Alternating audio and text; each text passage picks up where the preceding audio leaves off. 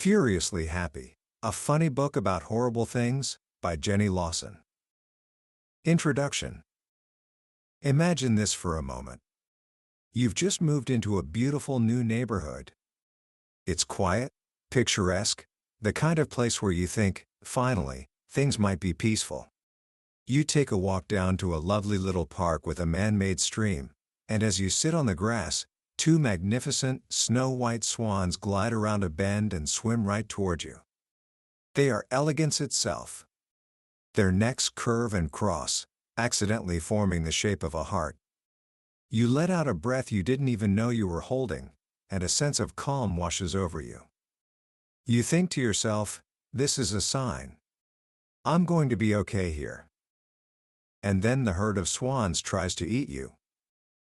They leap out of the water, snorting and hissing, and charge at you like a team of feathery linebackers coached on how to surround their prey. You scream. You scramble to your feet and run for your life, certain you can hear the deadly flip-flop of webbed feet just behind you. This isn't the opening scene of a bizarre horror film. It's a real moment from the life of author Jenny Lawson, and it perfectly captures the spirit of her book, Furiously Happy. This is a book that finds the hilarious, the absurd, and the profoundly beautiful in moments of absolute terror. It's a book that has sold millions of copies and touched even more lives, not by offering simple solutions, but by bravely diving headfirst into the messy, chaotic, and often ridiculous reality of living with mental illness. Jenny Lawson, known to millions online as the Bloggess, has spent her life navigating a sea of diagnoses: severe anxiety disorder, clinical depression, avoidant personality disorder, rheumatoid arthritis. The list goes on. For years, she fought it, hid it, and was crushed by it. But one day, deep in the trenches of a particularly vicious depressive episode, she made a choice. It was a strange choice. A defiant choice. She decided she was going to be furiously happy, out of sheer spite. Today, we're going to journey into that decision. We're going to explore what it means to fight the darkness not by pretending it isn't there, but by weaponizing joy against it. By the end of our time together, you'll understand a powerful secret, that sometimes, the most profound strength is found in embracing your own unique brand of crazy, and that laughter can be the most potent medicine of all. This isn't just a book summary, it's an invitation to join a movement. The Furiously Happy movement. And it's going to be awesome. Book summary. To understand the idea of being furiously happy, you first have to understand the landscape from which it grew. For Jenny Lawson, that landscape has always been a little different. In one of the book's early conversations, she's talking with her mother, who insists, "You're not crazy. Stop calling yourself crazy. You're just sensitive. And a little odd." Jenny's response is to list off the clinical terms that psychiatrists have used to describe her over the years. High-functioning depressive. Severe anxiety disorder. Avoidant personality disorder, which she describes as social anxiety on speed. Trichotillomania, the urge to pull out one's own hair. It's a daunting list, but Jenny finds a strange comfort in the labels. Crazy, she argues, is just a simpler way of saying all that. Her life has been a long series of lessons in what it means to have a brain that works against you. She tells a story from her childhood, a condition her family called "what the hell is wrong with Jenny syndrome," but that doctors called white coat syndrome. It was a phobia so intense that the mere sight of a doctor's coat would cause her to faint. She passed out at the dentist's office. The optometrist's. She even passed out, twice, at the gynecologist's, which she notes is a uniquely horrifying experience, especially when you regain consciousness to find an unexpected speculum still inside you. These stories are hilarious, yes, but they're also windows into a mind constantly at war with itself. A mind where the baseline is anxiety, and where the body's defense mechanism is to, essentially, play dead at the most inconvenient times. This isn't just a collection of quirky anecdotes, it's the foundation of her struggle. It's the horrible things part of the book's subtitle. And a few years ago, those horrible things became almost too much to bear. Jenny fell into a bout of depression so severe, so terrific, as she puts it, that she couldn't see a way out. This wasn't new to her. Depression, she says, is a semi-regular visitor, and anxiety is her long-term abusive boyfriend. But this time was different. It was extreme. She didn't necessarily want her life to end, she writes. She just wanted it to stop being such a bastard. She did all the right things. She reminded herself of a truth that would become a mantra. Depression lies.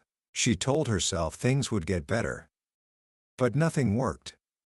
And as she sat in that hopelessness, a new emotion surfaced. Anger. She was angry at life, angry at the unfairness of it all, angry because she had no other emotions left to give. And in that moment of anger, something shifted. She went to her blog and wrote a post that would change everything. She declared war. Not on her depression, but on the sadness it demanded. She wrote, and I'm paraphrasing here, I am fucking done with sadness. I am going to be furiously happy, out of sheer spite. It was a battle cry. She announced she was starting a movement, the Furiously Happy movement.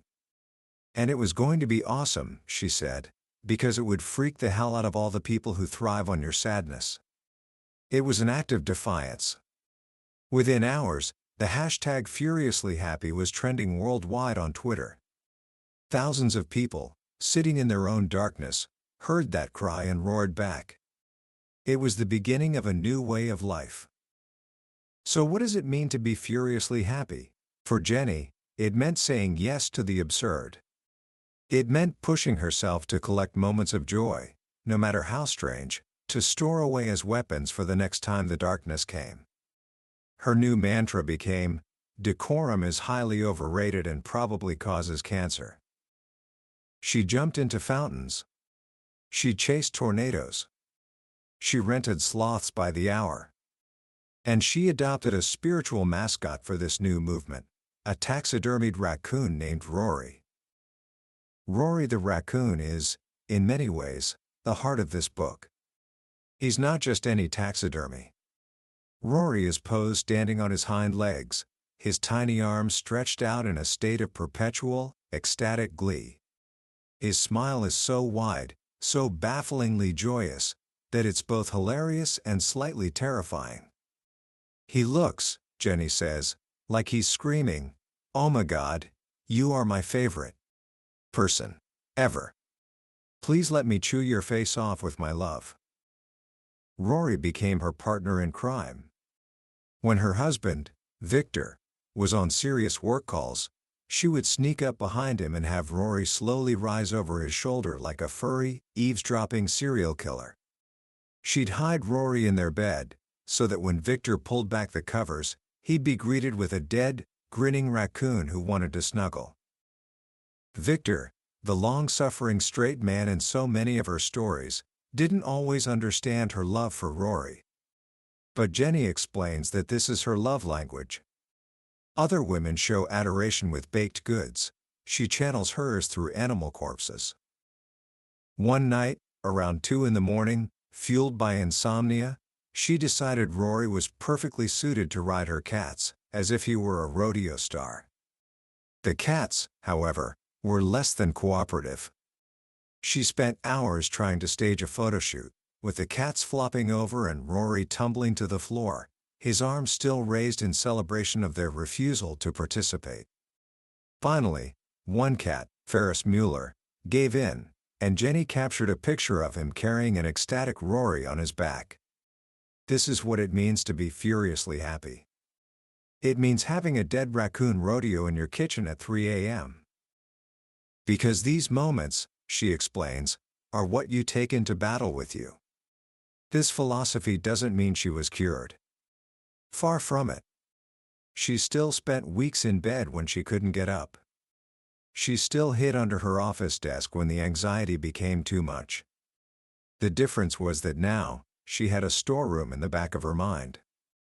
A storeroom filled with the memory of chasing tornadoes, of running barefoot through a cemetery in a ball gown, of a raccoon riding a cat. And she could remind herself that as soon as she had the strength, she would get up and once again turn her hand to being furiously happy. It wasn't just about surviving life anymore, it was about making a life. Jenny proposes a fascinating idea in the book. She suggests that people who have experienced the profound depths of depression might have a greater capacity for extreme joy.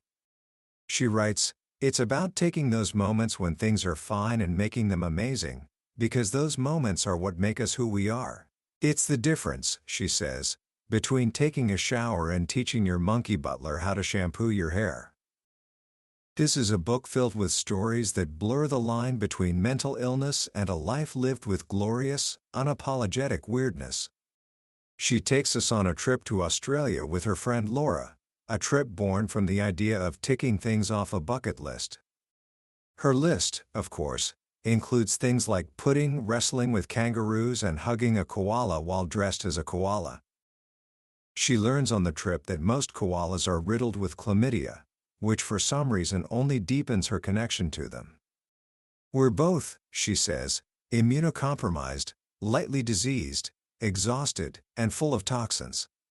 I'm totally a koala." The trip to hug a koala doesn't go as planned. It turns out to be illegal in that part of Australia, but it doesn't matter. The absurdity of standing in a koala enclosure, wearing a full-body koala costume while staring at a sleeping, possibly drugged koala, becomes another moment for the storeroom. But beneath all the humor in the taxidermied animals, there's a deep and abiding honesty about the struggle. The book doesn't shy away from the darkest parts of mental illness. In a chapter called The Fear, she writes about her impulse control disorders, dermatillomania, and trichotillomania, the compulsion to scratch her own skin and pull out her own hair. She describes it as a way to let the internal pain out, to make it physical. "I just hurt inside," she explains to her psychiatrist. "And when I tear at the outside, it makes me feel less torn up on the inside." She makes it clear that this isn't a desire to die. "I'm not suicidal," she insists. "It's like there's someone else inside of me who needs to physically peel those bad thoughts out of my head." It's a raw, unflinching look at self-harm, and it's a powerful reminder that the battle is constant. This is where another one of the book's key mantras comes in. While terrified of narrating her own audiobook, feeling that her voice would betray her weakness, she sent a frantic text to her friend, the author Neil Gaiman. He sent back a single, life-altering line, "Pretend you're good at it."